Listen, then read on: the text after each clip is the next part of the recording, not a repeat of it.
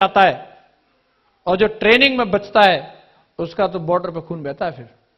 तो ये याद रखिए हमेशा। और अपलायन सिर्फ कमी निकालने का काम नहीं करता, अपलायन आपको सुधारने की भी बात करता है। एक बहुत मशहूर पेंटर थे और उन्होंने बड़ी अच्छी पेंटिंग बनाई और पेंटिंग बनाने के बाद में उनको बड़ा गुमान था उस पेंटिंग के ऊपर, चौराहे पे टांग दी और उसके नीचे एक नोट्स लिख दिया कि किसी भी व्यक्ति को इस पेंटिंग में कोई कमी नजर आती है तो उस जगह को मार्क कर दे। अगले दिन आकर के उन्होंने जब पेंटिंग देखी तो पूरी पोत दी, लोगों ने पूरी पोत दी, एक तरफ से यहां कमी यहां कमी। पेंटिंग को देख के पेंटर साहब का दिमाग खिसक गया, इतनी खराब पेंटिंग बनाई, में रोने लग गए वो बैठ के। उनका एक साथी आया, बोले क्या हुआ? कि मैंने बड़े फख्र से इतनी दमदार पेंटिंग बनाई थी और लोगों ने उसमें इतनी कमी निकाली है, पूरी पोत दी देखो। तो उन्होंने बोला कोई बात नहीं, तुम फिर से एक और पेंटिंग बनाओ। उन्होंने एक और पेंटिंग बनाई और चौराहे पे लगा दी और बोला नोट्स इसके नीचे ये लगाओ, जिस किसी को भी जो कमी नजर आए उस कमी को सुधार दे। क्या लिखा? 8 दिन तक तो किसी ने उस पर पेंसिल चलाने की भी कोशिश नहीं करी भाई साहब।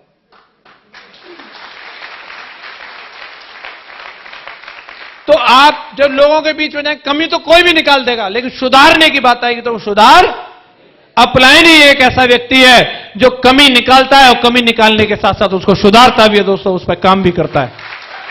तो इसलिए हमें हमेशा अपलायन के साथ में रहना है। अपलायन का रोल कब तक रहेगा?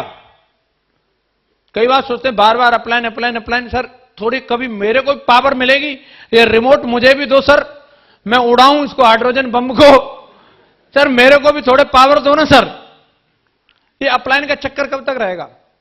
सर डायरेक्ट लिंक, कई लोगों के फोन आते हैं, सर हम आपसे डायरेक्ट कैसे जुड़ सकते हैं?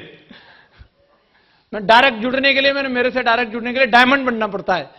बोले सर डायमंड बनने के चक्कर में तो जुड़ना चाह रहे थे। तो मैंने कहा जिधर से आए हो वैसे ही जुड़े रहो। समझ आ रही बात की नहीं आ रही है? तो अपलायन का रोल हमेशा जरूरी है। एक बहुत बड़ा संगठन बनाने के लिए अपलायन की जरूरत हमेशा रहेगी। एक कोच और एक गुरु का रहना जरूरी है, क्योंकि दोस्तों बिजनेस सबका है। अगर मैं यहां पे ये बोलूं कि टीम मेरी है और दूसरी तरफ से शिव कुमार शर्मा जी बोलेंगे ये टीम मेरी है, तो महागुरु जी विजयपाल सर का तो कुछ नहीं। हाँ हेलो, एक तरफ से शर्मा जी बोल दें, लाल बहादुर शर्मा जी बोल दें ये टीम मेरी, और दूसरी तरफ से राहुल जी बोल दें ये टीम मेरी, फिर मैं क्या हूं? कुछ नहीं, घूमो। हेलो, तो जो हम सोच रहे हैं कि भाई ये टीम 25 आदमी मेरे, आपके नहीं, सिस्टम के, हमारे भी हैं वो। हमने अगर आज अपनी 3 लाख की टीम बोली तो वो आपके 8 आदमी भी उसमें शामिल हैं, आपकी 22 की टीम भी उसमें शामिल है। तो जो कुछ भी कर रहे हैं, मैं अगर इस गुमान में रह के 3 लाख की टीम, मैं कोई भी निर्णय ले सकता हूं, हाँ मैं क्राउन लीडर यू नो, तो ये क्राउनगिरी साइड में रखो। टीम सबसे पहले जरूरी है और जो टीम के लिए बेस्ट होगा वो ज्यादा जरूरी है, और इसलिए उसके लिए सलाह मशवरा लेना जरूरी है। हो सकता है अपलायन आपकी बात पे मोहर लगा दे, हम कुछ गलत कर रहे हो, उसका करेक्शन हो जाएगा, इसलिए सलाह मशवरा लेना जरूरी है। और संगठन के लिए अपनी ईगो को बीच में ना लेके आए। जब टीम बनानी है तो आपको अपनी सीनियरिटी और ये ईगो है ना, ये साइड में करनी पड़ेगी, नहीं तो गड़बड़ हो सकती है।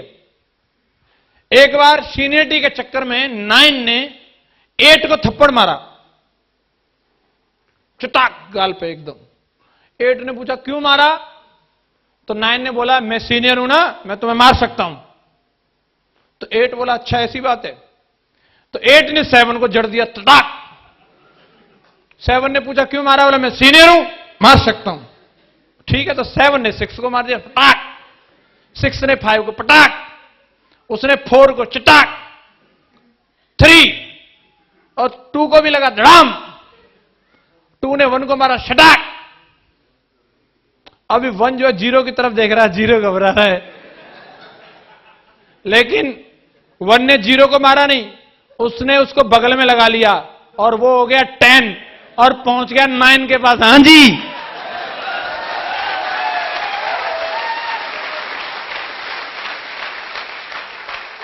हेलो, अब कौन सीनियर है? अब बात कर बेटा, अब सीनियरिटी कहां गई? तो जीरो को मारना नहीं, जीरो की बड़ी पावर है, उसको बराबर में लगा लोगे ना, हेलो, 10 गुनी ताकत कर देती है। लेकिन जीरो अगर मानते हो अपने आप को, तो पीछे लगने पर 10 गुनी ताकत होगी। अगर सोच रहे हैं कि हम तो आगे लगेंगे, फिर कितनी लगा दो, फिर कोई वैल्यू नहीं है। तो वो एक के पीछे लगा, हेलो, एक के पीछे लगना है। कौन है वो एक? कौन है वो एक? एक के पीछे लग जाओ, और जितनी जीरो लगती जाएंगी, आहा, 10 गुनी ताकत होती जाएगी। हम तो एक के पीछे लगे हैं, हम तो जीरो हैं। हेलो, आपको भी एक के पीछे लगना है, और सीनियरिटी नहीं झाड़नी है। समझ आ रहा है? मोटिवेशन, मोटिवेशन की बात करते हैं, मोटिवेट होना चाहते हैं। 10 बात हैं, अगर आप ये समझ लो तो पूरी ट्रेनिंग का सार है। हमेशा सबसे पहली चीज, एक टारगेट, जिंदगी में एक गोल होना जरूरी है। इसके ऊपर हम लोगों ने बहुत सारी बात करी। पॉजिटिव एटीट्यूड, हमेशा लगातार पॉजिटिव एटीट्यूड रखना चाहिए। नजरिया अगर हमारा नेगेटिव होगा, कोई भी चीज अगर हो रही है हमारे साथ, उसके बाद में जो एक्ट होना था वो तो हो गया, अब उसका हम रिएक्ट क्या करते हैं, वो हमारा एटीट्यूड कहलाएगा। समझ रहे हैं हम मेरी बात को? मान लो कि जैसे किसी भी बंदे ने हमको गाली दे दी, उसने एक्ट कर दिया, अब हम रिएक्ट में क्या करें, थप्पड़ मार दें, तो वो डंडा मारेगा। तो हमेशा हमें रिएक्ट जो करना है वो हमेशा पॉजिटिव करना है, नेगेटिव नहीं करना। और जितना हमारा पॉजिटिव रिएक्शन होगा, उतना हमारे लिए फायदेमंद होगा। मुझे एक बंदे ने स्टाम्प पे लिख के दे दिया कि तुम डायमंड नहीं बन सकते। अब मेरा रिएक्शन ये हो सकता था, कंपनी बेकार है, और मैं घर में जा सकता था। लेकिन मेरा रिएक्शन क्या था कि अगर इस स्टाम्प को झूठा साबित नहीं किया तो मैं अपने बाप की औलाद नहीं, यही मुझे करके दिखाना है, यही मेरी जिंदगी का टारगेट है। और मैंने उसको पॉजिटिव लिया। कैसे लिया उसको? तो जो भी चीज हो रही है, कोई ना बोलता है तो उसके बदले में हमें क्या सोचना है? पॉजिटिव सोचना है। दूसरी चीज, हमेशा अपनी प्रॉब्लम को, पर्सनल प्रॉब्लम जो हमारी रहती हैं, उनको हमेशा साइड रखना है। हम टीम में हैं, अब मैं यहां आकर के मैं ये बताऊं कि मेरी मैडम ने मुझे कितनी गाली दी है, तो कोई सुनने में इंटरेस्टेड है? अभी मैं बताऊं दाल में नमक ज्यादा था, कम था, किसी को कोई लेना देना है? प्रेस करी थी कि नहीं करी थी, कोई लेना देना है? पर्सनल प्रॉब्लम को कभी भी हम याद रखें, हम लोग यहां अकेले नहीं हैं, हमारे पीछे बहुत सारे लोग हैं। अगर हम पैसेंजर हैं, अगर हम पैसेंजर हैं तो हम सो सकते हैं, जैसे यहां कई लोग सो रहे हैं। लेकिन अगर हम कैप्टन हैं तो सो नहीं सकते। अभी इधर कैप्टन कौन है? मैं खड़ा हूं इधर, और मैं ही सो गया तो फिर बाकी वाले क्या करेंगे? प्लेन में हम जब उड़ रहे होते हैं, हेलो, फ्लाइट में हम लोग जब होते हैं, तो जब हम लोग सोते हैं कि नहीं सोते हैं? हम लोग तो फ्लाइट में सोते हैं, लेकिन क्या लगता है कैप्टन सोता है? कैप्टन सो गया तो गड़बड़ हो जाएगी, सब सो जाएंगे परमानेंट। तो आप अपने आप को क्या मानते हो, कैप्टन मानते हो या पैसेंजर मानते हो? जब भी कैप्टन जब अपने ड्राइविंग केबिन में जाता है तो वहां लिखा रहता है आप अकेले नहीं हो, आपके पीछे 300 जिंदगी और भी हैं, और आपको अपनी पर्सनल प्रॉब्लम नीचे छोड़ के आनी है प्लेन से। अगर आत्महत्या भी करनी हो तो आज मत करना भाई, नहीं तेरे संग 3 की बेफालतू में हो जाएगी। वो नहीं करना चाहते, वो फिर भी मर जाएंगे बेचारे। अगर किसी को मरना भी है तो अकेले में जाके मरे। लोगों के भविष्य के साथ में खिलवाड़ नहीं करना, अपनी पर्सनल प्रॉब्लम की वजह से टीम का हित नहीं करना है। अपने स्केल को लगातार अपडेट करते रहो। हम लोग बोलते हैं सर मेरा चेक नहीं आ रहा, मैं बोलता हूं जितने की तेरी स्केल है उतना ही चेक आएगा। चेक बढ़ाना तो पहले स्केल को बढ़ा, स्केल बढ़ेगी चेक अपने आप बढ़ेगा। हमें लगता है कड़वा लग सकता है, लेकिन मैं सच्चाई बोलता हूं, हर आदमी को अपनी औकात का मिलता है। जितना आ रहा है उतने की औकात है, और कम लग रहा है तो औकात बढ़ाओ। हेलो, वो बढ़ेगी तो चेक अपने आप बढ़ेगा। चेक मैं साइन नहीं करके देता, मैं करके देता तो सबके 2-2 लाख के दे देता। अभी चेक आपकी परफॉर्मेंस से मिलता है, और वो परफॉर्मेंस आपकी स्किल में दिखती है, नॉलेज में दिखती है। जितना नॉलेज और स्किल को डेवलप करोगे उतना ज्यादा चेक अपने आप आएगा। एक बार किसी व्यक्ति ने आइडिया दिया कि दुनिया के सारे पैसे को इकट्ठा करके सारे लोगों में बराबर बराबर बांट दो, क्योंकि कई लोगों के पास इतना ज्यादा पैसा है, भरा पड़ा है, और कई लोगों के पास बहुत गरीबी है। तो फिर किसी ने जवाब दिया, अगर ऐसा कर लिया गया, कुछ ही महीनों के बाद वो पैसा वापस उन्हीं लोगों के पास पहुंच जाएगा जिनके पास से आपने निकलवाया था। क्योंकि किसी भी व्यक्ति को पैसा देने से कोई अमीर नहीं बनता, उसके स्केल की वजह से बनता है। कई लोगों की करोड़ों रुपए की लॉटरी निकल आती है और फिर भी वो अमीर नहीं बनते, और कई लोगों का करोड़ों का नुकसान हो जाता है फिर भी कंगाल नहीं होते। सबसे बड़ी बात है उनका स्केल क्या है। अगर आपने अपने स्केल को डेवलप कर लिया, अपनी काबिलियत को, अपने कौशल्य को अगर आपने बढ़ा लिया, तो पैसा तो आपके पीछे पीछे आने वाला है। बी पैशनेट, हमेशा एक दमदार जुनून में होना चाहिए। आदमी जब जुनून में होता है तो उसे कोई प्रॉब्लम नजर नहीं आती, कोई परेशानी उसको दिखती नहीं है। जुनून है ना उसके अंदर। क्या है? अभी सर्दी पड़ रही है कड़ाके की दमदार, यस या नो? और ऐसी कड़ाके की सर्दी में भी कई बार पार्टियों में जाकर के देखिए, कई महिलाएं जो हैं बैकलेस ब्लाउज पहन के आएंगी और उस अपने ब्लाउज की कटिंग को दिखाने के लिए कोई स्वेटर नहीं पहनती, कोई शॉल नहीं डालती, पूरी स्टाइल में घूमती हैं। आहा,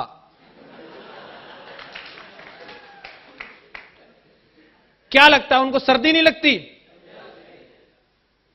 पैशन है, फैशन का पैशन है।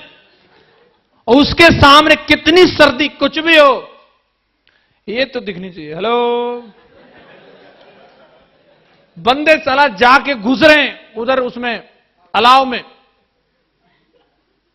और वो मैडम ऐसे स्टाइल। सोच के देखो, एक महिला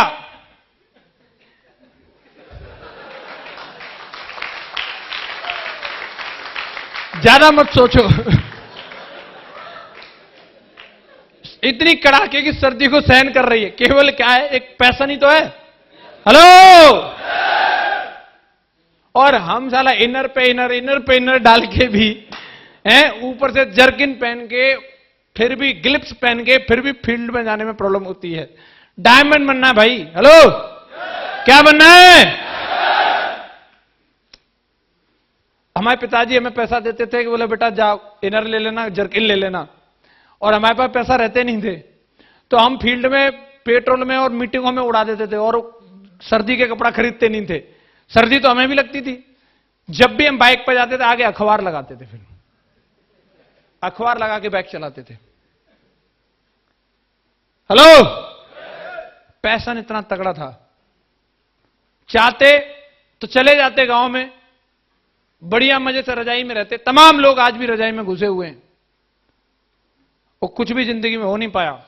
जीवन बदलने के लिए, डायमंड बनने के लिए पैशनेट थे हम। जुनून इतना कि मतलब कोई प्रॉब्लम याद ही नहीं रहती। आज सफलता इतनी बड़ी है, कोई परेशानी याद नहीं रहती, कुछ लगता ही नहीं था।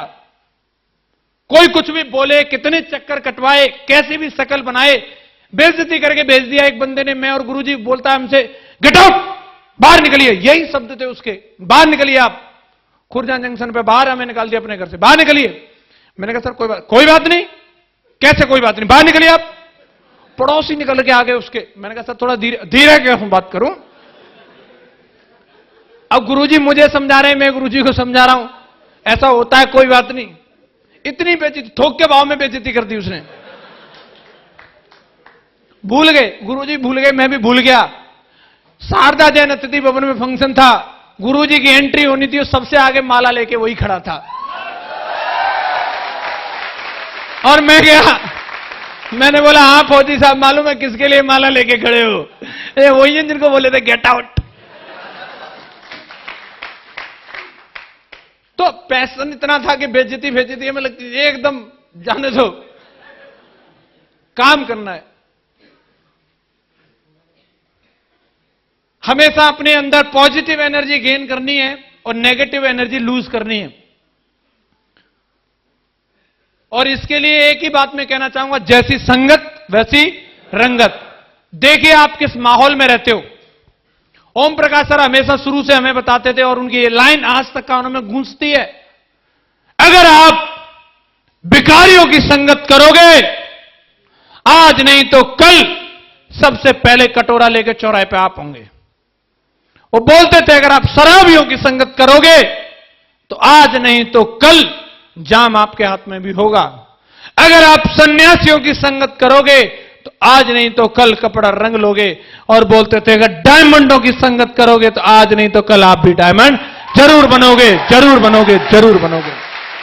संगत का फर्क है। आप चेक करके देखो आपकी संगत किसके साथ है। आपके अड़ोस पड़ोस में कौन है? कई रहते हैं बिल्कुल केंकड़े, वो पॉजिटिव एनर्जी को चूस रहे हैं और नेगेटिव डाल रहे हैं, कुछ नहीं होता, सब बेकार है। मोदी साहब ने भी बोला था 16 लाख आएगा, नहीं आया, तेरी कंपनी कहां से दे देगी।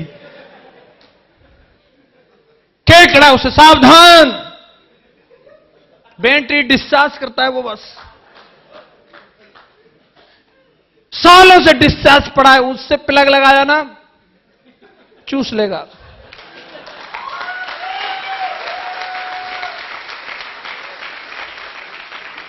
डायमंडों से प्लग लगाओ, 2 मिनट लगाओ, करंट एकदम फुल चार्ज, ओके, एकदम दमदारी के साथ में।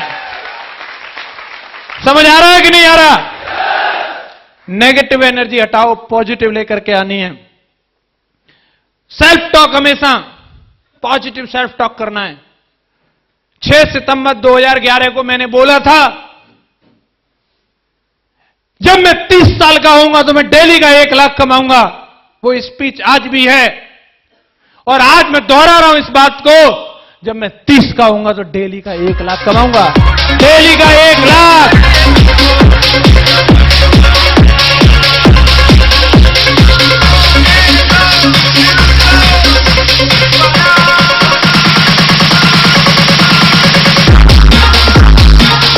Thank you. ये बोला था, लोगों को लगे ना लगे। एक मेरे चाचा जी के मित्र थे, वो मेरे को देख के बोलते थे जसवीर का अगर 1000 का भी चेक आ जाए ना, सारी दुनिया डायमंड बन जाएगी। कहीं से लगता ही नहीं था उनको मेरे को देख के। इसके वो मुझे पूछते ते 2 बन गए भाई, ओए ते 2 बन गए? मैं बोलता था बन रहे हैं चाचा जी, कोशिश कर रहा हूं। ओ बोलते थे ते अगर 2 बन जाए तो सब डायमंड बन जाएंगे।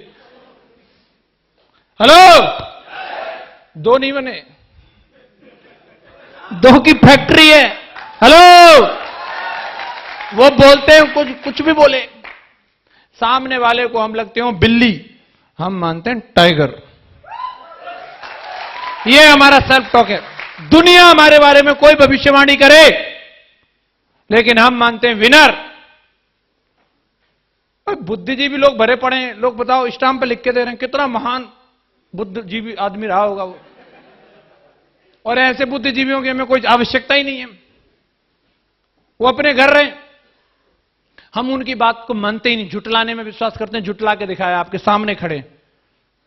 पॉजिटिव सेल्फ टॉक करना है।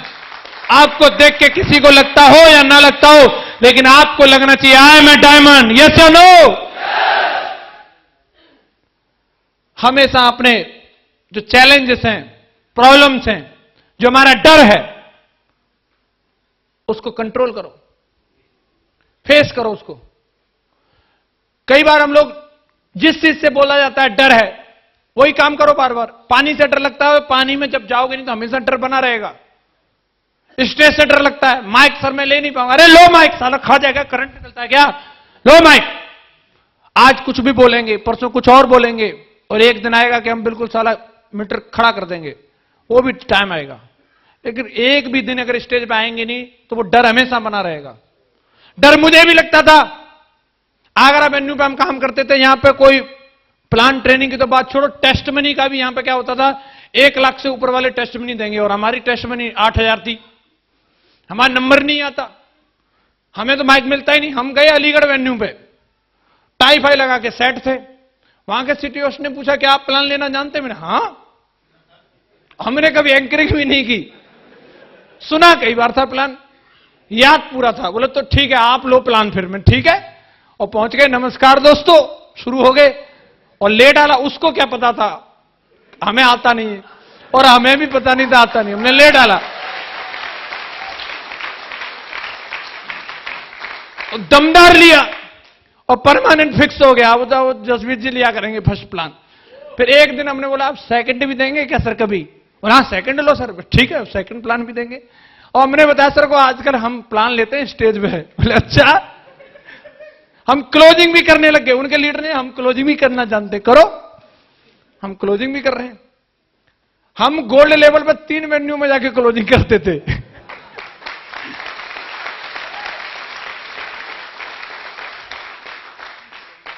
खुर्जा में, अलीगढ़ में, फिर मथुरा में, दनादन धुआंधार। समझ रहे हैं हम? तो जिस चीज से डर लगता है, मैंने वैगनआर गाड़ी ले ली और मुझे गाड़ी चलाना नहीं आता। मैंने मैडम को बोला चलो पिक्चर दिखाने ले चलते हैं, तो मैडम ने कंडीशन लगा दी जब तुम चलाओगे तो मैं गाड़ी में बैठूंगी। मैं लो कर लो बात, हमें चलाने नहीं आती, ड्राइवर जाएगा तो दिक्कत कहां है? बोले ना हमें बैठना ही नहीं है। तो एक दिन गुरुजी साथ में थे और गुरुजी ने बोला आज तुम ही चलाओ, चाहे ठुके चाहे कुछ भी हो। तो हमने भी सोच लिया जय भवानी आज चला के रहेंगे हम।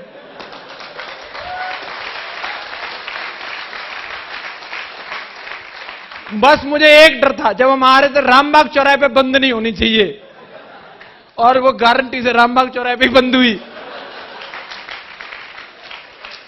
थोड़ी डिवाइडर से घिस भी गई, गुरुजी बोले बीमा है सही हो जाएगी, चलाओ। और वो डर निकल गया, आज साला उड़ाते हैं चलाते नहीं, उड़ाते हैं। और वो डर बना रहता तो भी बीवी ड्राइवर के साथ ही भेजनी पड़ती कहीं।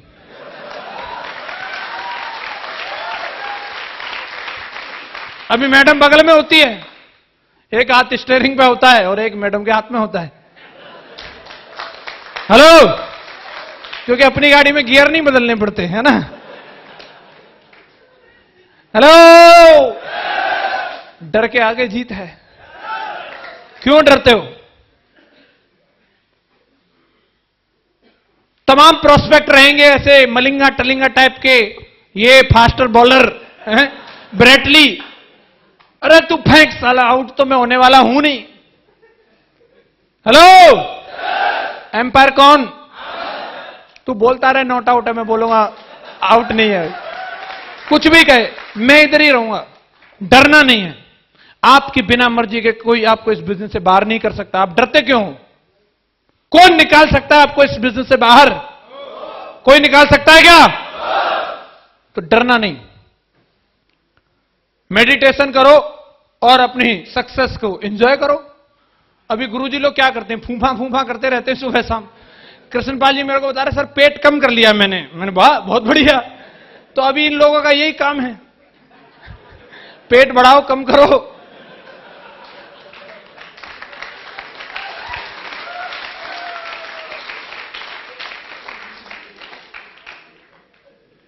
देख रहे हैं सब लोग, दिखा दो सर कम कर लिया है। लोग ऐसे देख रहे हैं साइड से, अब दिखा दो, देखो कम कर लिया है। हेलो, तो ये काम कर लेंगे कि नहीं कर लेंगे? तो कामयाबी मिलेगी और उसको एंजॉय करना है। जब भी हम लोग किसी नए शहर में जाकर के काम करते हैं तो काफी सारे लोगों को ये लगता है सर नए सिटी में काम करते हुए हम लोग क्या चीजों पे ध्यान दें, कैसे एक नए शहर को बिल्ड करें। तो मैंने एक एज ए न्यू लीडर जाकर के कई शहरों में काम किया है और उन शहरों को काफी लेवल तक उनमें काम करके कुछ अनुभव लिए हैं प्लानों की तरफ से, और उन सब चीजों को मैं आपसे शेयर करता हूं। ये प्रैक्टिकल ट्रेनिंग एक बार हम लोगों को अटेंड करने का मौका मिला था, वही बातें मैं आप लोगों को बताता हूं।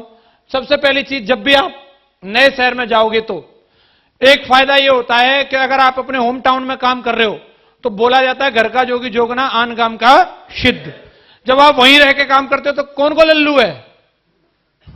अपने होम टाउन में हो तो यही पूछेंगे, अच्छा तू फलाने को, अरे यार वो तो हमारे संग पढ़ते हो, पिताजी के नाम से चिढ़ाएंगे। वो सुनने के लिए तो तैयारी नहीं है। जब आप दूसरी जगह जाके काम करते हो तो बोले ये सर हैं, क्या है ये सर, इज्जत होती है। अभी आप सोचो, अभी मैं यहां ट्रेनिंग दे रहा हूं, मेरी जगह कोई बंदा जयपुर से आया होता ट्रेनिंग देने के लिए और ध्यान से सुनते हुए, जयपुर वाला है, और बेंगलोर से आया होता तो, और अगर ऑस्ट्रेलिया से आया होता तो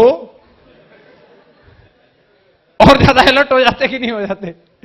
तो कहने का मतलब बाहर के बंदे को लोग वैल्यू देते हैं। जब मैं मथुरा में रहता था तो कोई भाव नहीं देता था, और जोधपुर गया तो सब सर जी कहते थे। मैं यार इज्जत बढ़ गई यहां के। तो दूसरी बात, नए शहर में जाओगे तो सिर्फ काम पे फोकस करना है। कई लोगों को मैं देखता हूं गए तो वहां के सबसे बढ़िया हेरिटेज बिल्डिंग में जाके पहले फोटो खिंचा रहे हैं उसकी चुटिया पकड़ के। तो चुटिया पकड़ने गया था कि वहां काम करने गया था? मैं इतने दिन जोधपुर में रहा, मैंने एक दिन जाकर मैंने किला नहीं देखा कैसा है। मेहरानगढ़ मेरे को मालूम नहीं। लोग पूछते थे आप 3 साल जोधपुर में रहे तो किले के बारे में बताओ। मैं गूगल पर सब पढ़ रखा, मैं बता देता था ऐसे ऐसे है। मैं देखने नहीं गया, मेरे पास टाइम ही नहीं था। समझ आ रहा है कि नहीं आ रहा? अपलाइन से लगातार बात करनी है, एक एक मिनट की रिपोर्टिंग अपलाइन को रहनी चाहिए। मैं रहता जोधपुर में था लेकिन गुरुजी को सब कुछ मालूम रहता था। एक एक मिनट का रिपोर्टिंग, आज मैं इनसे मिला हूं, इनसे बात कर रहा हूं, वेन्यू में जा रहा हूं, वेन्यू से आ रहा हूं, हर चीज ईच एंड एवरीथिंग अपलाइन की रिपोर्टिंग में। एक भी मिनट अपलाइन से अलग नहीं, क्योंकि मैं निकम्मा नहीं था। मैं कहां था तो मैं रिपोर्टिंग में ये नहीं बोल सकता था कि मैं सो रहा हूं, मैं काम करता ही रहता था। जो शहर छोड़ रहे हैं उसकी जिम्मेदारी किसी और को देके जाएं। यह भी नहीं होना चाहिए कि आपने जिस सिटी को छोड़ा वहां वेन्यू बंद। मैं मथुरा छोड़ा तो उसकी जिम्मेदारी राहुल सर को और नैम सिंह जी को और विजयपाल सर के सुपरविजन में काम करने के लिए सौंपा, और इन लोगों ने मेंटेन करके रखा उसको। खर्चों के लिए तैयार रहना है। जब भी आप वहां पे जाओगे तो आपको यह मालूम रहना चाहिए कि रूम का रेंट इतना जाएगा, आपको 2 टाइम का खाना ऐसे करके खाना है, आपके लिए इतना वेन्यू का खर्चा आएगा, आपको इतना जो है ये किताबों के लिए अरेंज करके रखना है, मोबाइल का बिल इतना आएगा, पेट्रोल के लिए इतना खर्चा आएगा, उसके लिए तैयार रहना है। मैं जब गया था तो 2500 रुपए मेरी जेब में थे, और 2500 रुपए में से 1200 रुपए रूम का रेंट दे दिया।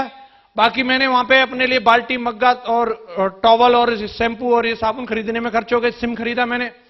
खाने की जुगाड़ मैंने ओमित सर के घर पे कर ली।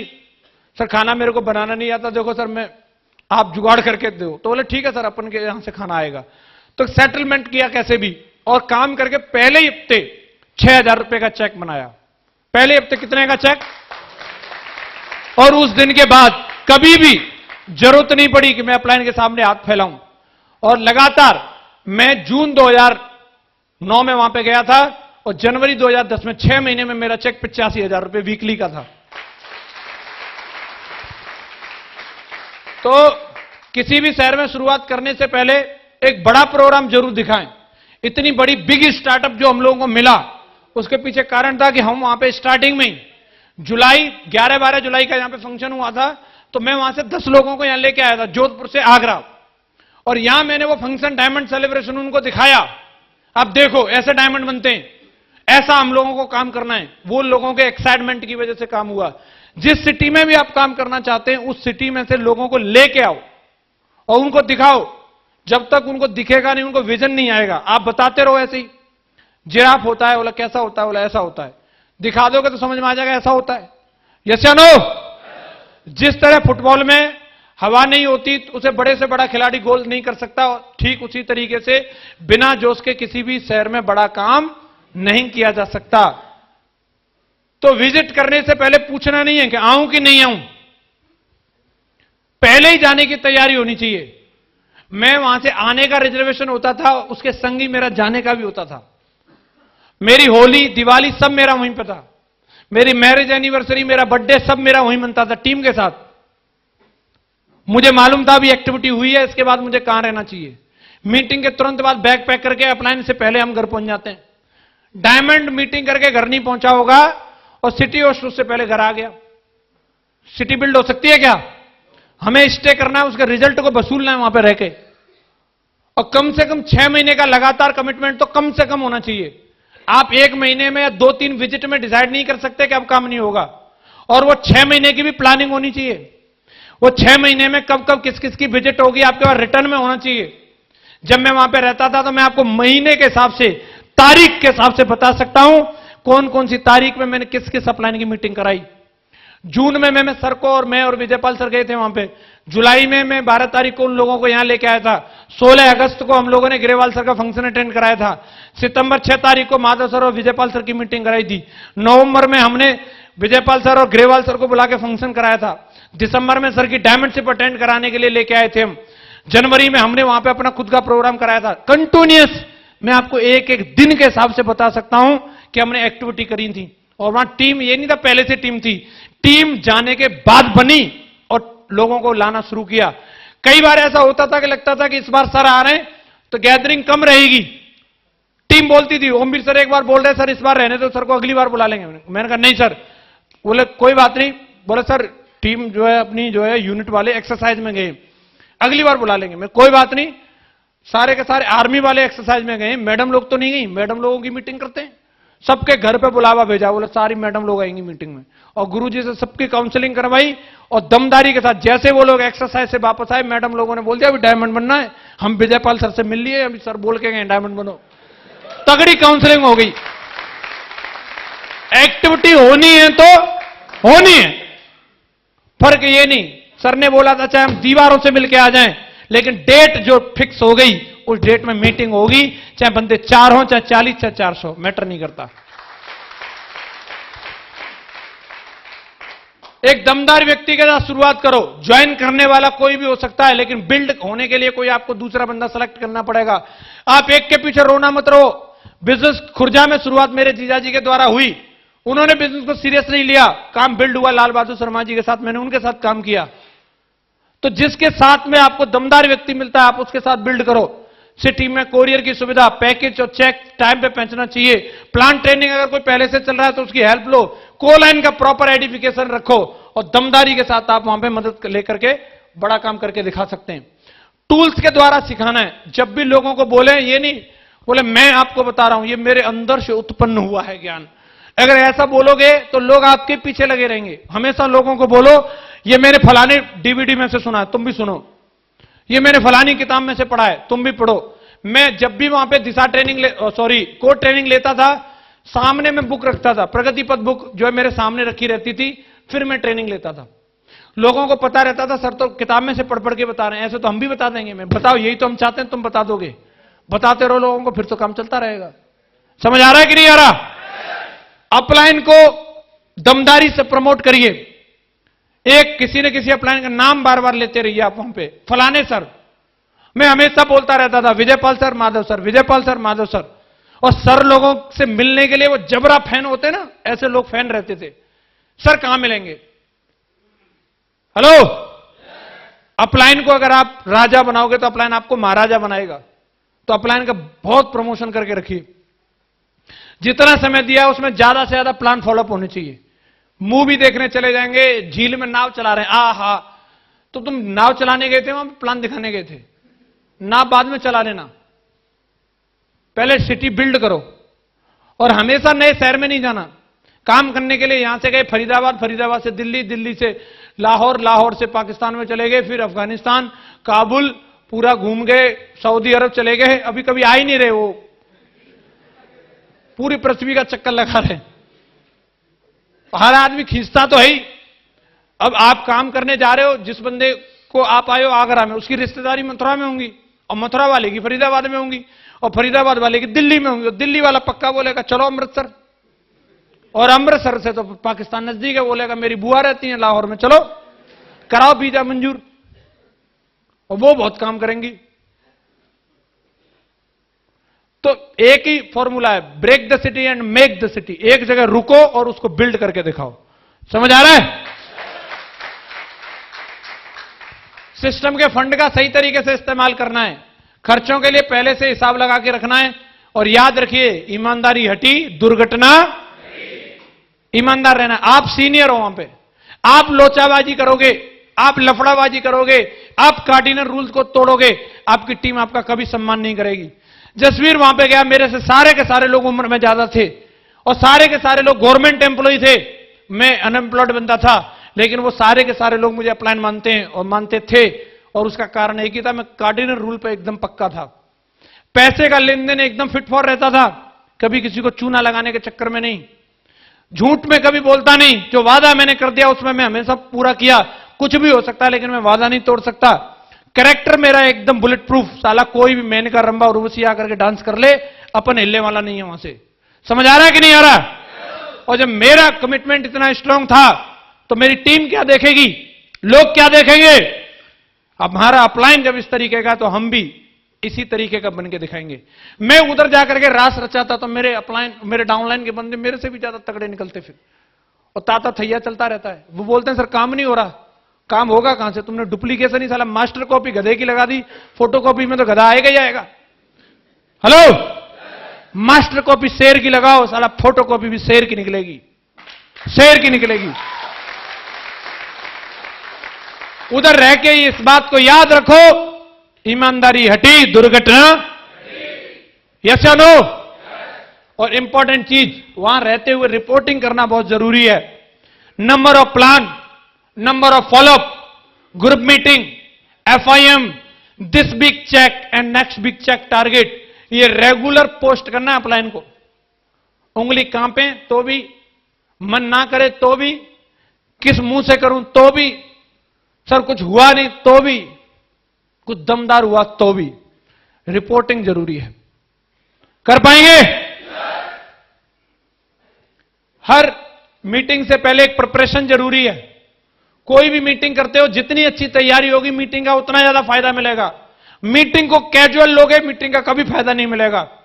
मीटिंग के लिए दिल से तैयारी करो, और तैयारी प्रॉपर लिस्ट सबसे पहले बननी चाहिए। मेरे अंदर हमेशा से ये मैंने गुण सीखा सर से। गुरुजी कोई भी मीटिंग कॉल करते लिस्ट बनाते सबसे पहले। आज भी ये रिकॉर्ड मेंटेन है, मैंने अपने अपलाइन से सीखा कि मुझे लिस्ट बनानी है। मैं लिस्ट बनाता हूं सबसे पहले कि ये लोग मेरी मीटिंग में आएंगे। मेरे मोबाइल में लिस्ट देखो, आप मेरे लैपटॉप में लिस्ट देखो, मेरी डायरी में लिस्ट देखो, मैं लिस्ट बनाता हूं सबसे पहले। किसको लेके जाना है मीटिंग में, कौन जाएगा मीटिंग में, सही लेवल, किस लेवल के लोग जाने हैं, उस लेवल के बंदे को छोड़ूंगा नहीं मैं। सही ड्रेस कोड में मेरी टीम जिधर खड़ी होगी देख के लोग बोलेंगे क्या डायनेमिक टीम है। फंड पहले से ही जमा, अपलाइन से मिलते ही बोला सर 28 लोग आए सर, ये पैसा ये पास, टनाटन। टाइम से शुरू करनी मीटिंग, चीफ गेस्ट का पूरा ख्याल रखना। इस किसी भी मीटिंग के लिए अगर आपने ये प्रिपरेशन कराया तो मीटिंग आपकी सक्सेसफुल होगी, इसमें कोई शक नहीं है।